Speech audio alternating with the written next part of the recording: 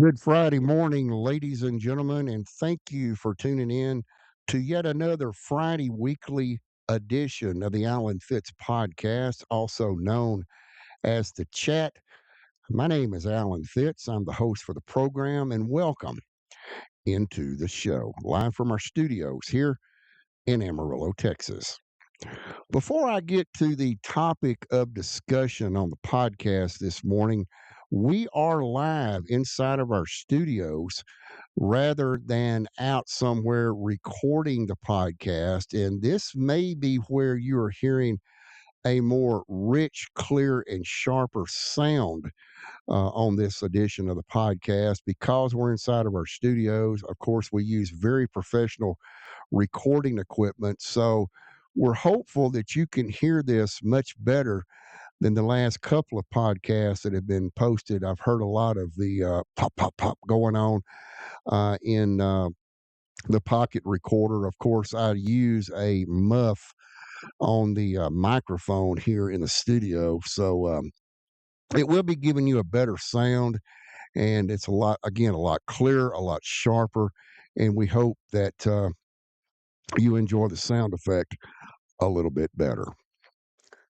Folks, what I'm going to be talking about today is a very dangerous weather pattern that is setting up in here across the entire Texas Panhandle, here across the capital city of the Texas Panhandle, and points south and southeast of us, where dangerous ice accumulations can form. We want to talk a little bit about this with you, and I also want to offer you some safety tips to keep yourself and your family warm during this weekend.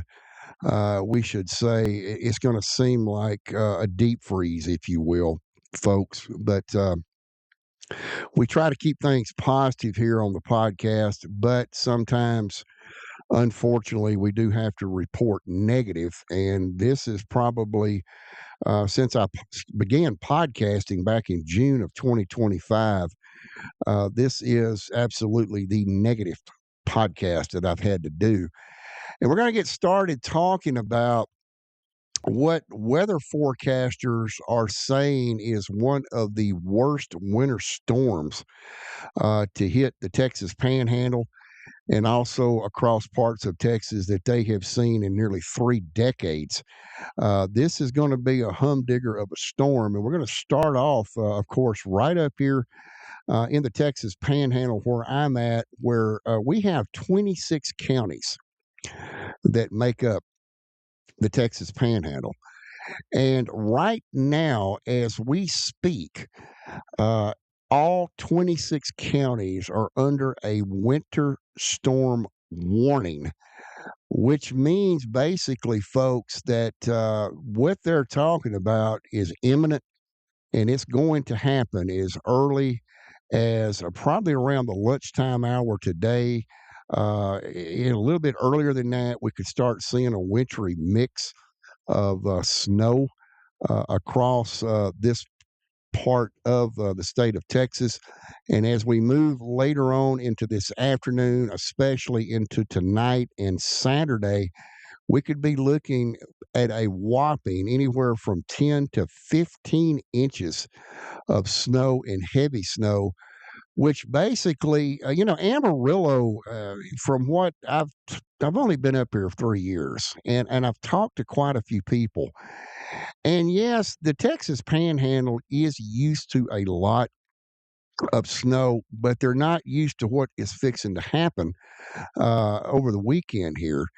The winter storm warning will continue in effect. Originally, they had it set as early as yesterday. The last time I checked, it was until 6 a.m. Sunday. Now it's been extended to 12 noon on Sunday. And I want to also add that we are getting our sources that we are telling you about here on the chat from official news sources. This information is coming from the National Weather Service here in Amarillo, which is located out on US Highway 60 going toward Panhandle. and we're also getting information in from the National Weather. Again, the Weather Channel, I should say, out in Atlanta, Georgia. We're not. We don't get our information from these would-be social media pages that they like to put information up, and then all they want to do is argue with people. Their information a lot of times is very inaccurate. So we go with official reporting stations on something like this, basically because these type of news and weather reporting agencies have been very accurate for scores and decades of years, and we want to pass along absolutely the most accurate information that we can get. Now, again, there are 26 counties that make up the Texas Panhandle, and all 26 of them are under winter storm warnings again until 12 noon on Sunday, 2 days from today. And the Texas Department of Transportation is actually trying to get the message out, if you will, to please stay off the roadways. Travel across the Texas Panhandle, absolutely 100% disencouraged at this time. We are looking at a very dangerous setup here in the Panhandle. Not only, again, as I said earlier, are we looking at possibly 10 to 15 inches of snow accumulations, but we're also looking at some very dangerous wind chills that will come through all parts of the Texas Panhandle and even into Amarillo proper, if you will. The National Weather Service has been up and down since about Tuesday when they first put out these advisories, these warnings and watches. They have gone anywhere from 20 below zero in wind chill up to as high as 14 below zero in the wind chill. And now it is being recorded. The data that we are receiving now, it can fall anywhere from 20 to 25 to possibly even as cold as 30 below zero. And ladies and gentlemen, that's a dangerous situation for us here in the Texas Panhandle because, and the reason I say it's dangerous is, well, one word that comes to mind right off the top of my head is hypothermia. I'm going to tell you a quick little story that happened to me when I first moved up here from East Texas about 3 years ago. And it's actually happened last February. I was in the upper Texas Panhandle up across Hansford County. And it was one morning we had received it was roughly about 4 inches of snow overnight. The actual air temperature outside was about 5 degrees above zero, but the wind, I can't remember exactly what the wind speed was, but I can tell you it was howling. You could open your front door, you could open your back door, and you could just hear it absolutely howling. And I had to go outside to open the gate to where I could get out. I had to make a trip to the local supermarket, and the wind chill was 35 below zero, folks. 35 below zero. I was all bundled up, had gloves on, had a cap on, had a scarf on, had the heaviest coat that I could find in my closet, along with a leather suede trench coat. And I was pretty good until I got out to the gate and I had realized that, well, I didn't have any earmuffs on. I didn't have any covering of my ears. It was exposed skin. And it was some of the most excruciating pain that I can ever recall feeling, especially from cold air.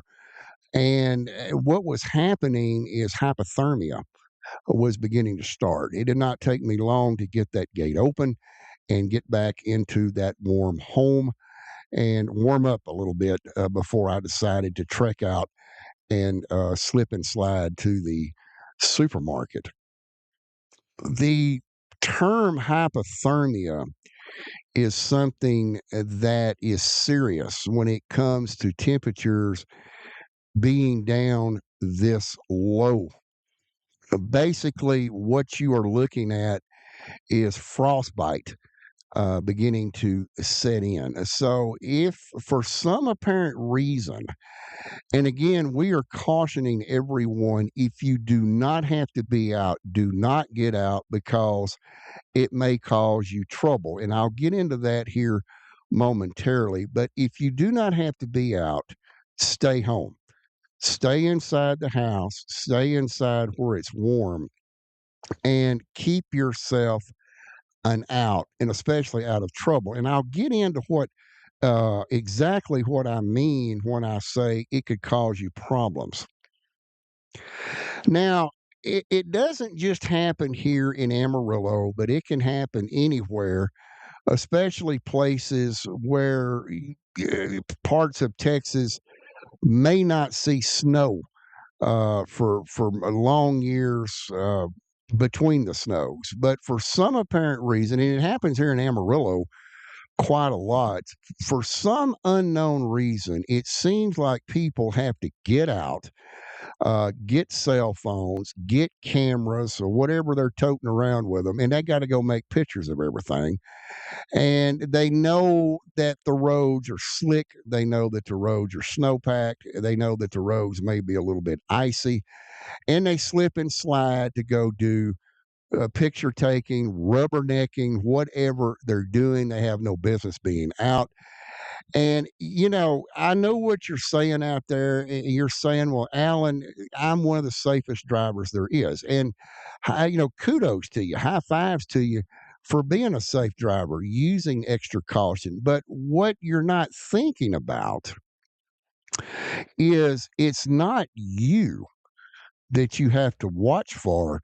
It's that other driver out there that could possibly being the same, doing the same thing and driving a little bit too fast, maybe gets distracted because someone is texting and they look at their phone for just that split second. And the next thing you know, boom, you have a crash. And this is what irritates the police. This is what irritates the Texas Highway Patrol, the state troopers. Law enforcement has enough to do out there, folks, but they don't like being out when temperatures are going to go down this low. And we're going to talk about just how low they're going to go as we progress on with the chat this morning. But the police, yeah, they're out there doing their job. But when senseless accidents takes place, and they ask somebody, well, what happened? Well, I was out taking pictures in this yard. There were kids out building a snowman, whatever the case may be. The law enforcement may not act like it, but ladies and gentlemen, I could assure you it irritates them. And what is going through their mind is, why are you out here anyway, you idiot? If you'd have stayed at home, stayed off the road, you wouldn't have crashed. And, some of you may agree with that. Some of you may not agree with it. Of course, the haters, they don't agree with anything. I could care less what you have to say, but it's a fact. If you did not have to be out, if it's not a bona fide emergency, if it's not something medical, why are you out driving around? If you're not an essential employee, why are you out driving around? If you're not attempting to go get food at the supermarket, why are you out on Interstate 40? Why are you out on Interstate 27? Why are you out on Amarillo city streets and slipping and sliding and running into things? I want y'all to think about that for a moment. Get it all done. You should have already prepared for this. You got your extra bread. You've got your extra drinking water. Maybe some of you went up to the local Walmart and bought an extra space heater. And that's something else we're going to talk about, the dangers of using space heaters a little bit as we go into the podcast. But the point that I'm trying to make right now, folks, is if you don't need to be out, then why are you? You're setting yourself up for either an accident or some type of disaster or emergency to occur. Again, yes, you could be the most safest driver out there in the Texas Panhandle, and we give you kudos. We give you five-star kudos for that. But then someone just ran into you.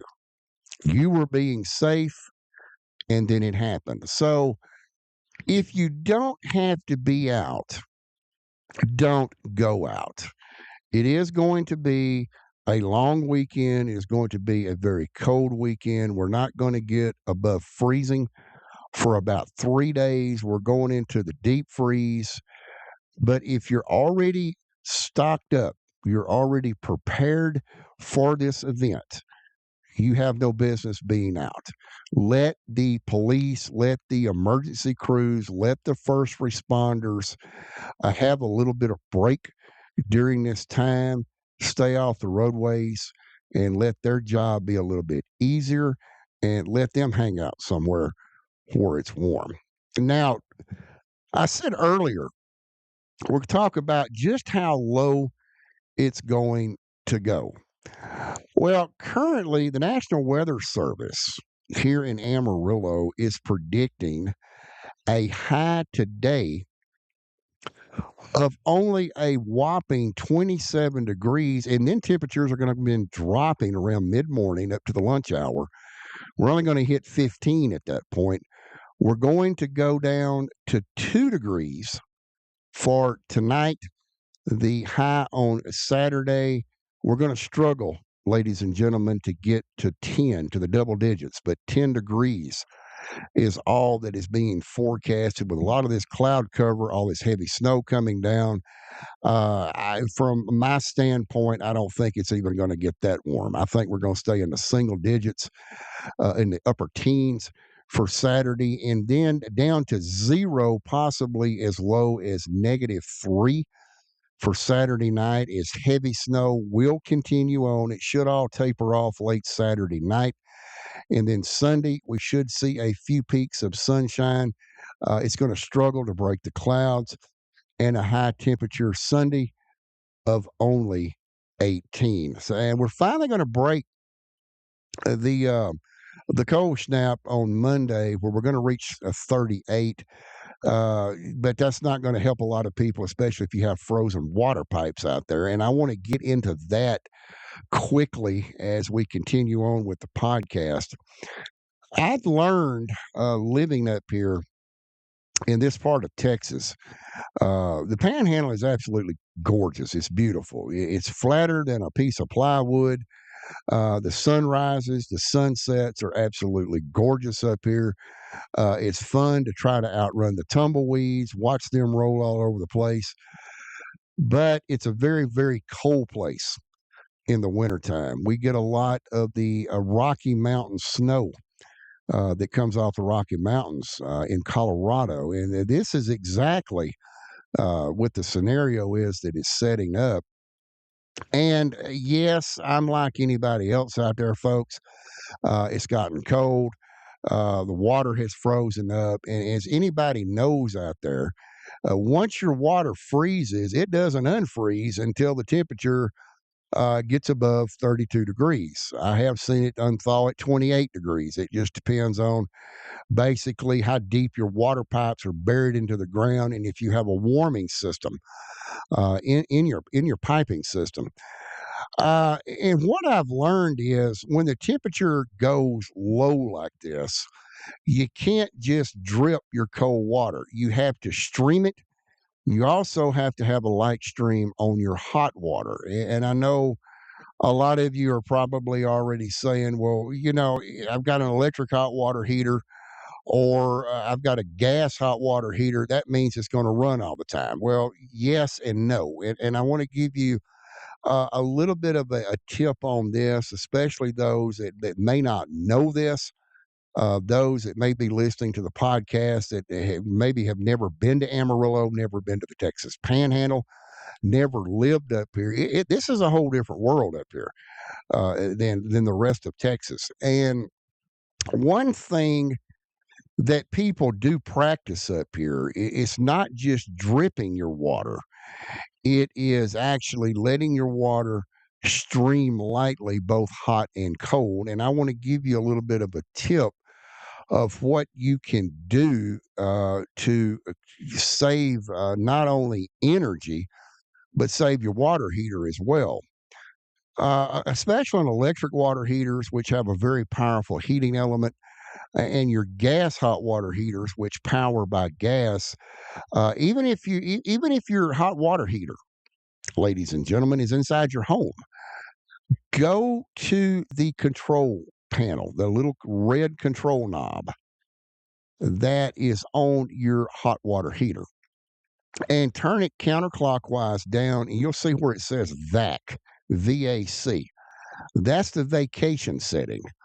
Turn it down to vacation and continue to let your water have a very slow stream. And what happens is, yeah, you're going to drain your hot water heater from having the hot water streaming. The gas or the heating element will not come on inside of the tank.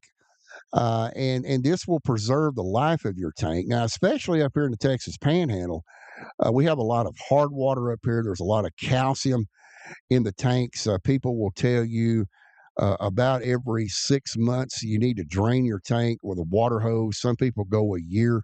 The calcium buildup, constantly running when your faucets are open, it's just something you're going to have to just hope doesn't rot the tank out. But by leaving the hot water heater on constantly, when you especially you're running or streaming hot water, it causes the element in the electric hot water heater to continually stay on, which will shorten the life of the element, burn it out quicker.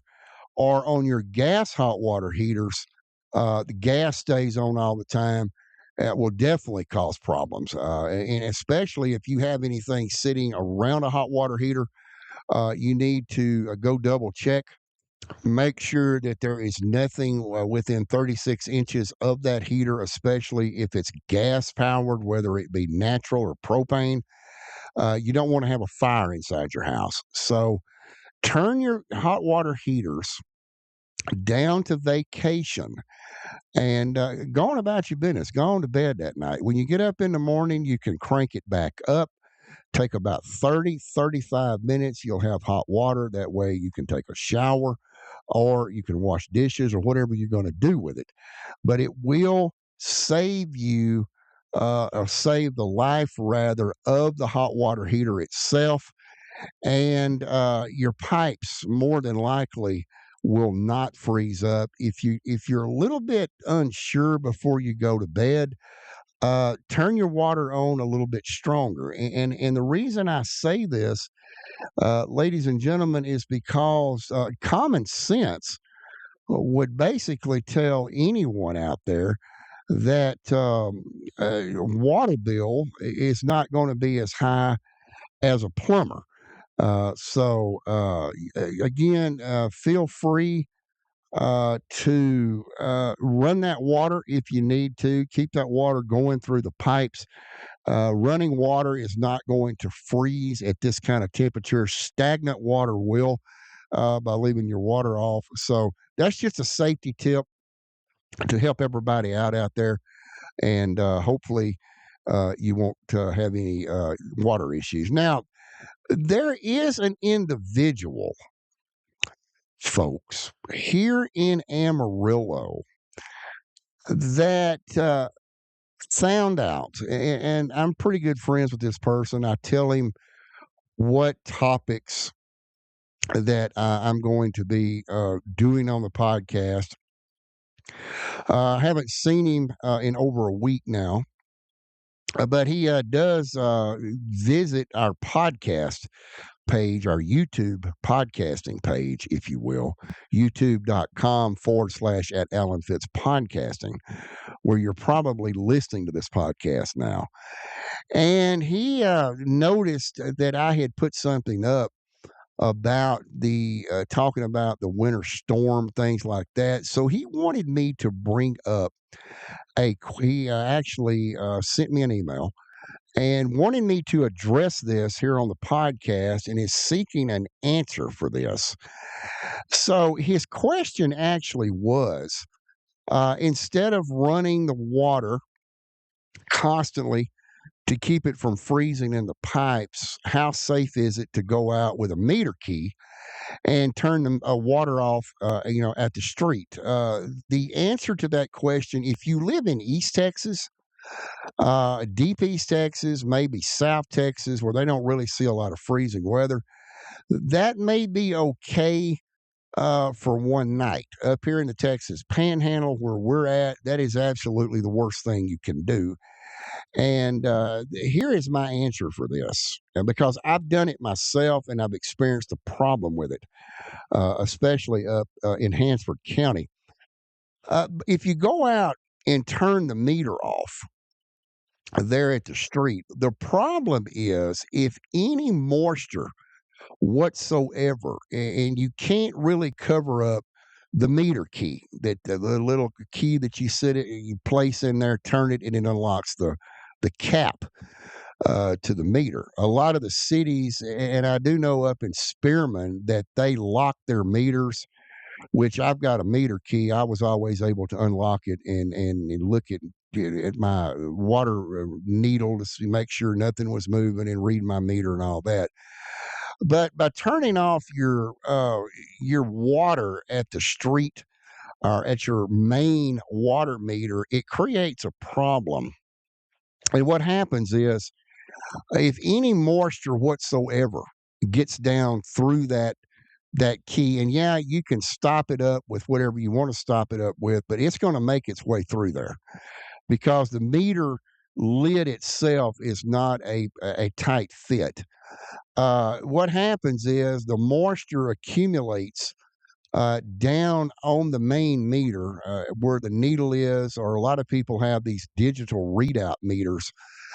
Nevertheless, what happens is it freezes the meter because you don't have any water running through it. It just sits stagnant during these cold winter periods. So when you go back out to turn it on, you don't have any water because you can't turn it on. It generally, in most cases, will freeze the valve that the meter key fits down in to turn it. And that creates a problem. If you sit there and force it, you could break it off, and then you're going to have to call the city out there to make the repairs. And more than likely, you're going to be looking at a high fine. A lot of cities, these small towns that they have here in the Texas Panhandle, have city ordinances that keep you from doing things like that. Now, they can't keep you from purchasing a meter key and opening the meter to look at your meter, but they do have certain towns up here that have city ordinances that can levy a fine against you if they catch you tampering with the meter. And turning your water on and off is considered tampering with the city water system. So leave that alone, whether you have an ordinance in your town or not. If you have a meter key, you want to go out there and look at your meter. If you suspect you possibly have a busted water pipe, something like that, that you go in there and look at that old glass red needle through the showcase valve there. Yeah, I mean, absolutely. They can't stop you from doing that. Nobody can stop you from doing that. But don't turn your water off. Leave the meter alone. And one of the reasons, and we actually investigated this, folks. One of the reasons that a lot of the cities passed that, and I wasn't even aware of this, is because they have had people do this. They've gone out, they forced the valve back on. They broke the valve off, water spewing all over the place, like a geyser up in the air. And I didn't realize it cost. That's very expensive for the city to have to come out and fix, especially in sub-zero freezing weather like that. Of course, that irritates them. And then their retaliation to you is to probably call the local cops out there, write you a citation, or raise your water bill up to cover the cost of the repairs and the labor. So it's actually just leave the meter alone. Go back in your house and open your faucets up. Now, as we continue to talk about this, it's also a great idea talking about water in your home. Most people, if not all, have a couple of doors that open up underneath the kitchen sink. You also have doors that open up under your lavatory in the bathroom. Open those doors up, keep them open. The reason behind this, and I've talked about this on the chat before, is one of the reasons you want to do that is you want the heat from inside your home to get underneath where those pipes are, and it gets that room temperature. It warms those pipes up. Those pipes can actually, the drain pipes can actually freeze to the point that you can't let water out of your sink. The trap can freeze up, or you have the lines that come in, and a lot of times these are metal lines that come in through the wall into the kitchen sink, into the lavatory, in your bathroom. Keep them warm. That way they don't freeze up. You really don't have to worry about the commode, your toilet in your bathroom. If it's under code, it has what they call one of those stainless steel flex lines on it, and it's already uninsulated. It picks up constant warm air out of your house during the wintertime. So 99% of the time, you're not going to have to worry about that line freezing up. And it's a flex line anyway. A lot of cities across the panhandle now by code require this. You have to provide proof to your home insurance company. I had to do that actually myself, folks. The company that we use, that we have full coverage insurance on our house. We actually had the adjusters came in and found this behind the washing machine in our utility room. We had those old, they're just an old screw in hose that went to it. It was out of code. Those can also bust during pressure on a water coming into your home. They recommended that we get flex lines. As a matter of fact, ladies and gentlemen, they demanded that I put flex lines on there and send them a picture via email to prove that that has been done. So we had continuous insurance on our home for that. You don't have to worry about that. Those lines coming in from your washing machine, from the wall, they're already picking up warm air from your home. If your utility room is vented, if you have a vent on the top of the ceiling, or you have a register up there, you have a register on the floor, the register being the vent cover, uh, that they're already warmed up. If your utility room for some reason or another does not have adequate heat in it, open the door and let that warm air go into that room. I want to offer at this time on the podcast some safety tips to those out there. And, yeah, and I know a lot of you are saying, "Well, we know how to prepare for winter," but there are some people out there that may be new to this area, or you may not have ever heard this before. So I'm going to offer these tips to you, especially those of you that use these open space heaters for heat. Now, I'm just like you are out there. When it comes to high heating bills, I hate it with a passion. But this event that we are going to be experiencing, your life is on the line if you cannot stay warm. Electric space heaters are a grand thing to have, but they do and will cost you money on your electric bill.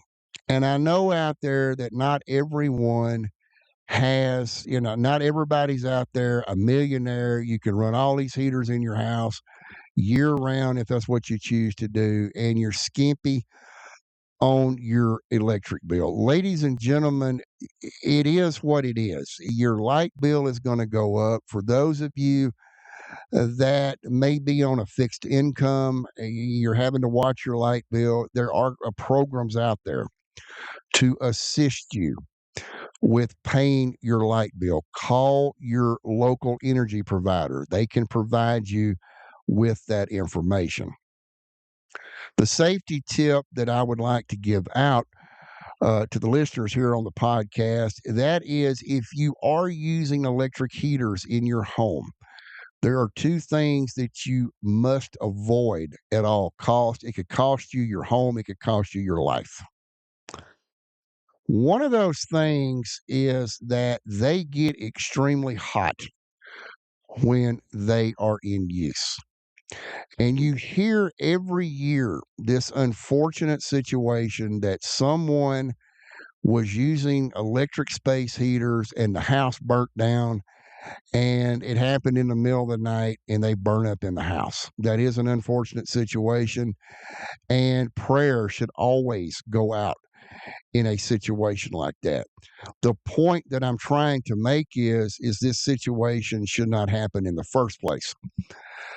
One of the most common reasons that a house catches on fire with people using electric space heaters is, one, there's something too close to the face of the space heater where the heat is being ejected from the equipment. The most common cause of this problem is drapes and curtains. They're too close to it. The experts recommend at least 36 inches. That's 3 feet. Keep anything from where the heat source is being extracted away from that. Keep it away from at least 36 inches from that appliance. Another cause of the fire is an electrical overload. Now, this can be caused by plugging too many things into the outlet at one time or using an extension cord and overloading it.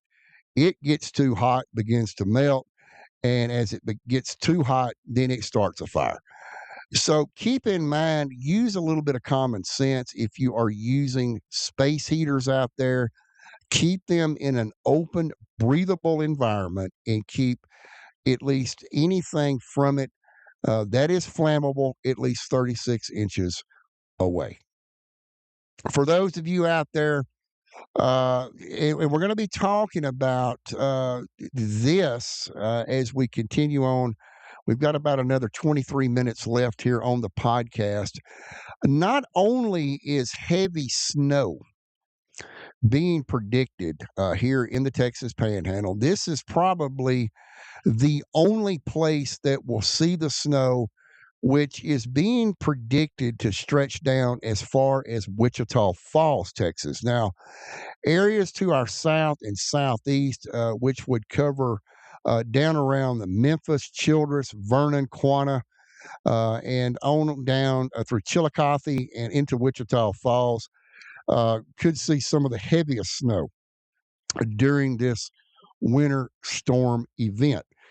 However, ice accumulations, and we're talking about dangerous ice accumulations, as the National Weather Service has been talking about here in Amarillo, down around Fort Worth, and even as far south, down around Houston for Sunday.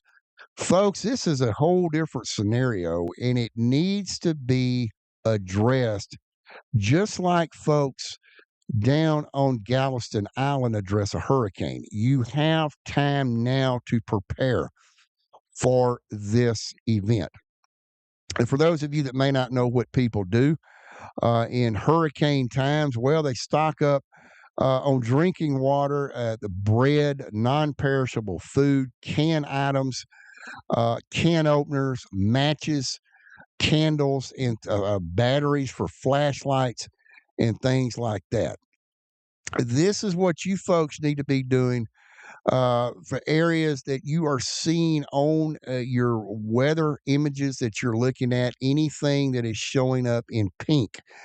This is ice accumulations. And what the National Weather Service, and we've been monitoring Official sources, again, not any social media pages from people from third world countries and things like that, that don't even know what weather is to try to even forecast it. This is right up my alley. We're getting information from NWS Amarillo, Fort Worth, and even down around the Houston area, uh, that these ice accumulations, it is being considered dangerous because parts of the area from down around Childress through Wichita Falls and down into the Dallas Fort Worth Metroplex, down around the Tyler Lufkin area into East Texas, deep East Texas, as far down south as Beaumont, High Island, Winnie, and even down into Houston, could be looking at some very heavy accumulations of ice. You have to remember that rain falls as a liquid until the temperature gets to 32 degrees or below. Then it begins forming ice on surfaces. This also includes, yes, you guessed it, power lines. And, power lines can only withstand so much weight. Ice gets very heavy as it begins accumulating on power lines. The next thing you know, a power line breaks, it hits the ground, creates a short, and it blows some main transformer, fuse, or breaker back at a transmission station, which could be 10, 15, 20 miles down the road. And then everybody on all the phases are in the dark. One of the things that I want to stress on this podcast this morning is that if you are out and about and you observe a power line down on the ground, the first thing to do is to get away from it. The second thing to do is to call 911 and report that power line down on the ground. Now, let me explain where this is important to do this. Number one, anytime you see a down power line, you always presume that that electrical line on the ground is live, energized, and deadly, whether it is or not. The only people that can confirm that the power line is dead is the utility company, the electric company that comes out that services those transmission lines. Secondly, calling 911 is not going to get you in trouble for reporting a down power line. Now, the power line could be dead for 2 days. It doesn't matter, ladies and gentlemen. It needs to be reported. The 911 dispatcher may tell you, yes, we know about that. Go ahead and avoid it, and we'll report it into the light company.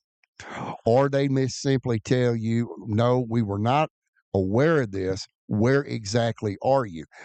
By calling 911 and reporting something like this, law enforcement is in constant contact with the utility company, the light company. They rely on their reports because a lot of people during a power outage, especially if they have a generator, maybe they have a Generac standby generator, which I don't have a Generac, but I do have two generators. They're portable. So if we lose power here in Amarillo, we're good to go. But some people will get on the internet to the power outage map and report this through the internet. Yes, folks, it's okay to do this, but it's actually beneficial to go ahead and call it in through 911 because this is an emergency situation. Law enforcement can notify, they can dispatch information into that utility's provider's headquarters office or their satellite office and pass information along to them because the electric companies rely on your information. Now, a lot of times you will have a major power outage where the utility company they already know where it's coming from. But if you're in certain areas, in remote areas like up here, especially in the upper Texas panhandle, or you're in just a remote area down an old dirt road somewhere out in the county somewhere, the electric company needs that information called in. If you can't reach the electric company, call it into 911, especially if you observe a down power line. That is considered an emergency and is considered a dangerous situation, especially if that power line is energized. It can start a fire. And the last thing that a firefighter or a fire department wants is to get out in this type of temperature down around zero and start fighting forest fires. I'll use that word again. It will aggravate them, especially if you did not call it in. They're never going to find out who you are, but if someone would have taken the step to call it in, they could have tracked it down and began the repair work. If you see power crews out and about working, folks, leave them alone. I know a lot of people want to go out and ask, well, how long is it going to be before the power is restored? They honestly, ladies and gentlemen, don't know the answer to that question. If they knew it, they would tell you, but they're not there to predict how long it will take. They're there to try to restore it as quick as possible. If you're out there asking them a bunch of questions like, well, how long is it going to be till you get it done? Or what took you so long to get out here? They're going to have to stop. They're going to have to answer your questions. And it takes even longer for them at that point to climb up the pole, get into the boom, the bucket truck, whatever they've got out there, and start the repair work. Give them thumbs up. Wave at them if you see them, but keep your distance from them because they want to get out of the cold too.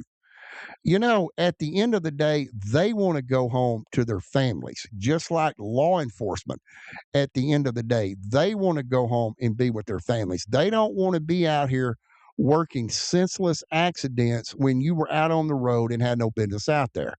Same thing with the electric company. They're freezing to death out there. Folks, they don't want to be out there, but they're out there trying to help you get your electricity turned back on and get warm.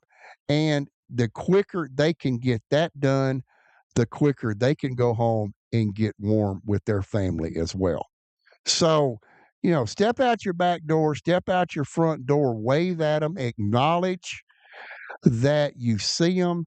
That acknowledges to them that your power is out and they're going to work just as quick as possible in getting your electricity restored. And yes, we are talking about possible long term power outages from this ice zone that I had mentioned at the beginning of the chat this morning. This is basically going to be stretching from Wichita Falls all the way down to the Houston metro area. Now, Houston is definitely not used to seeing this. It will paralyze Houston as far as traffic and all of that. I feel sorry for the Houston Police Department. I feel sorry for the Harris County Sheriff's Office. And of course, the Texas State Troopers, because those people down in Houston, no matter what you tell them, they're going to get out on the road anyway. This may be one time that they don't. And it makes law enforcement their job much, much easier. You folks, if you're listening to the podcast down in Houston, you do have a couple of days, about a day and a half to prepare for this. So do like we did up here in Amarillo, get prepared now, get everything done and stay home.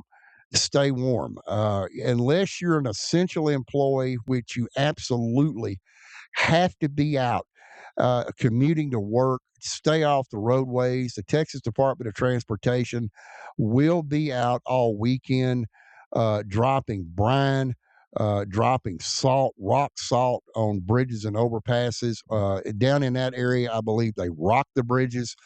Up here, they basically drop the brine, and the snow plows will be out constantly around the clock up here in the Texas Panhandle. That's good in a way for the workers up there because they'll be drawing a lot of overtime. But, ladies and gentlemen, I'm here to tell you right now that the Texas Department of Transportation doesn't want to be out doing this. They have to be out doing it. Texas does not close its roadways. They keep their roadways open regardless. And, these snowplow drivers driving these CDL required state trucks up here, yeah, they're making a lot of overtime money, but they would rather be home with their family and staying warm.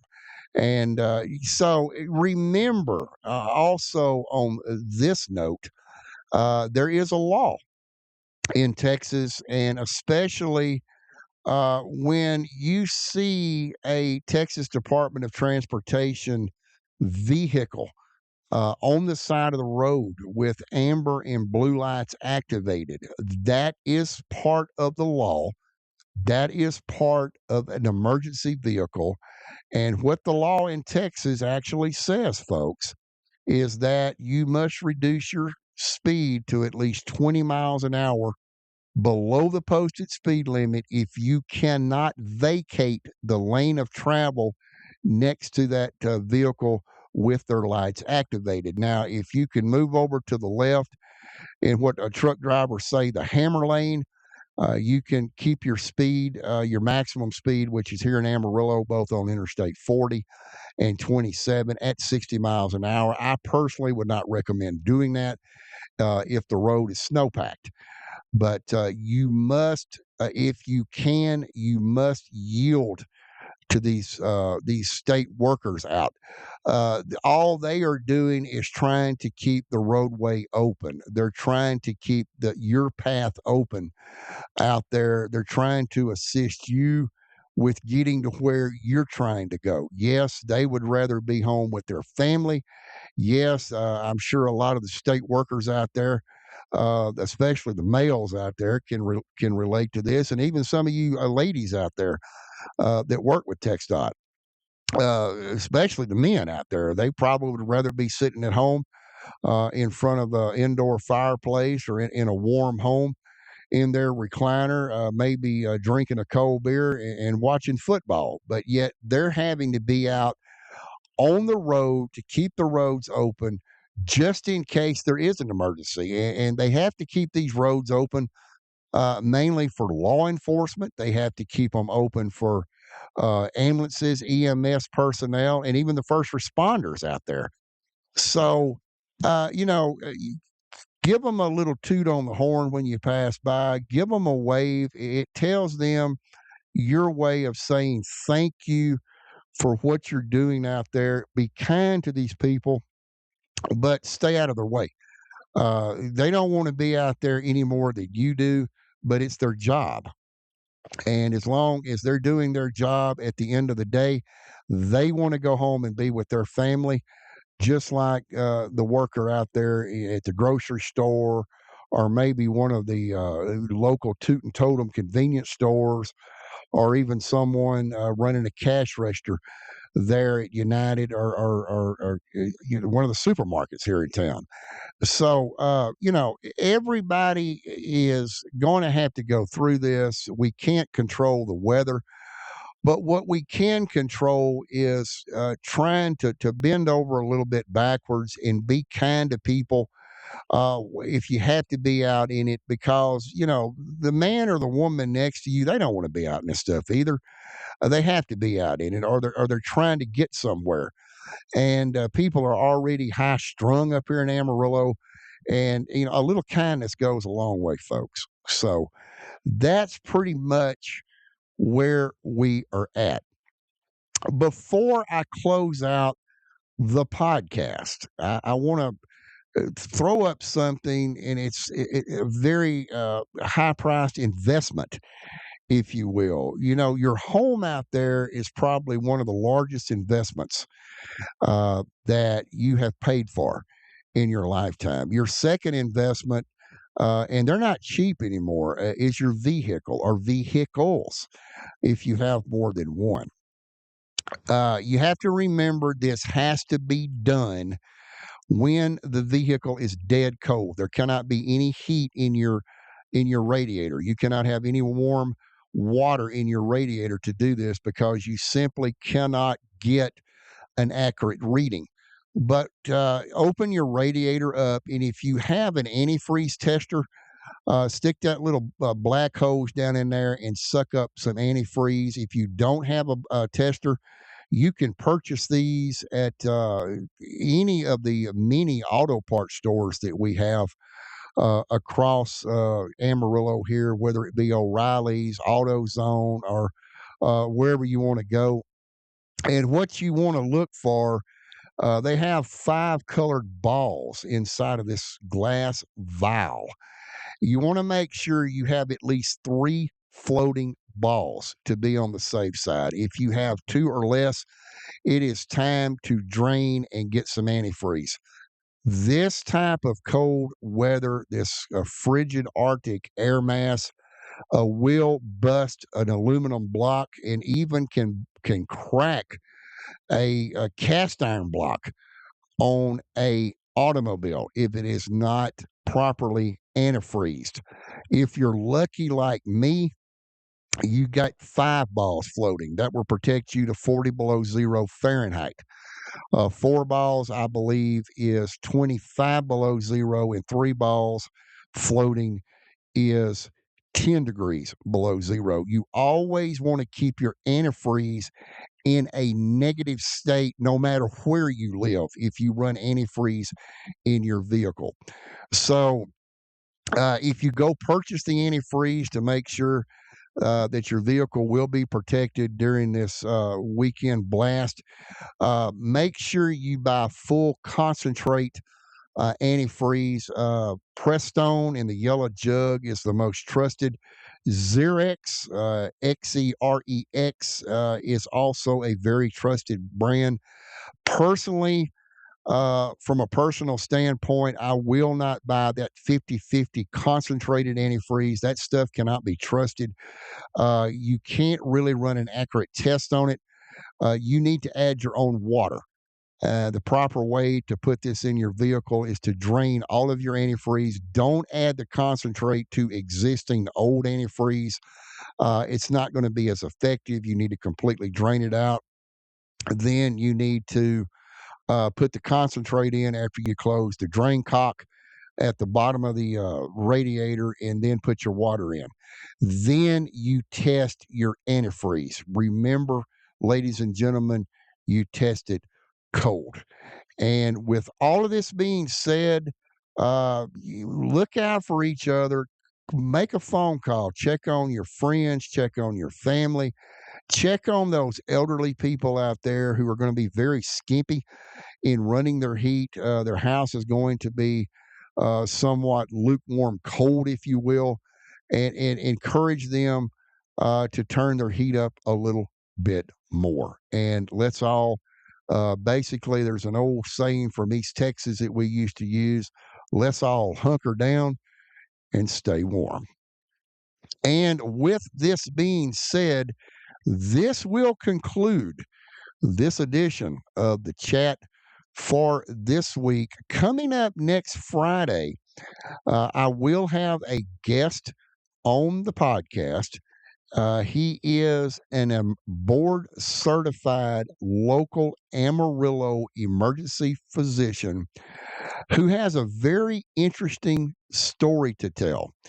As a matter of fact, I'm going to give you folks a hint on one thing he is going to talk about, and it won't reveal who he is until next Friday or anything, but it will educate you just a little bit when you hear the term that he is using or will use on the podcast. It is called the Armstrong limit, or some people call it the Armstrong line. You can go to Wikipedia and type in the search engine Armstrong limit and read the article. He has a very interesting story to tell because he once was involved in the Armstrong line. It's hard to believe what he is going to tell you, but it's the absolute truth.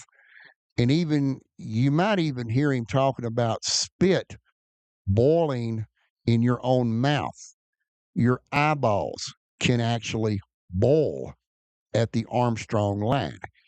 He'll describe exactly what his affiliation was with that and treated an individual that went about 50 to 60,000 feet above it, came back to Earth, and he was the main doctor that checked this individual out. With that being said, that will wrap it up for the chat this week. I hope everyone out there stays warm and safe. And until we meet again next Friday, ladies and gentlemen, as always, this is Alan Fitz saying have a great weekend and bye for now.